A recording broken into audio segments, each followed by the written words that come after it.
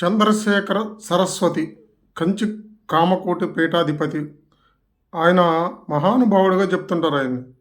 ఆయన ఒకరోజు వంటవాడు తోటకూర పప్పు వేస్తే తిని, బాగుందండి అన్నంలో తోటకూర పప్పు చాలా బాగుందయ్యా అన్నాడు. దాంతో ఆ వంటవాడు రోజు తోటకూర పప్పే వండుతున్నాడు. 2-3 రోజులు 4 రోజులు అదే వండుతున్నాడు. అది తిన్న తర్వాత ఒకరోజు సరస్వతి గారు అడిగారట, ఏమిట్రా రోజు నాకు తోటకూర పప్పే వండుతున్నావు అన్నాడు. లేదండి, ఒకరోజు వండినప్పుడు మీరు చాలా బాగుందన్నారు, అందుకని అదే వండుతున్నాను అన్నాడు. ఎమ్మటే ఆయన చేసిన తప్పు ఆయనకి అర్థమైంది.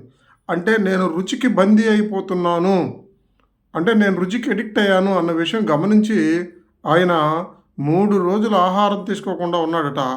నాలిక్కి ఆవు పేడ రాశాడట. అంటే రుచి మొగ్గల మీద ఆవు పేడ రాసి దాన్ని శుద్ధి చేశాడు. అంటే మనిషి అనేవాడికి రుచి అనే ఎమోషన్ ఉండకూడదు.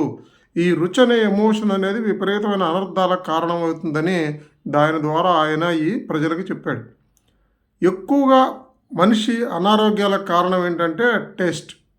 అత్యంత రుచికరమైనది ఉప్పు, దాని తర్వాత రుచికరమైనది మనకి తీపి.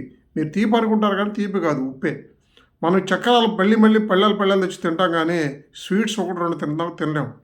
కాబట్టి ఉప్పు ఎక్కువగా తిన్నప్పుడు ఆరోగ్యం అంతా పాడైపోయి బీపీ విపరీతంగా పెరిగిపోయింది. స్వీట్ ఎక్కువగా తిన్నప్పుడు రక్తంలో చక్కెర శాతం పెరిగిపోయి షుగర్ జబ్బు అనేది వచ్చింది. కానీ వాటి మన దగ్గరికి వచ్చినప్పుడు మనం ఆపుకోలేము వాటి ఎడిక్ట్ అయ్యి తినేస్తూ ఉంటాం. కాబట్టి రుచిని జయిస్తే మీరు అద్భుతమైన ఆరోగ్యాన్ని పొందుతారు. కాబట్టి రుచి అనేది పెద్ద ఎమోషను. టీ ఆఫర్ చేసినా, స్వీట్ ఆఫర్ చేసినా నో చెప్పడం అనేది నేర్చుకుంటే మీ ఆరోగ్యం అద్భుతంగా ఉంటుంది. రుచిని గెలవండి.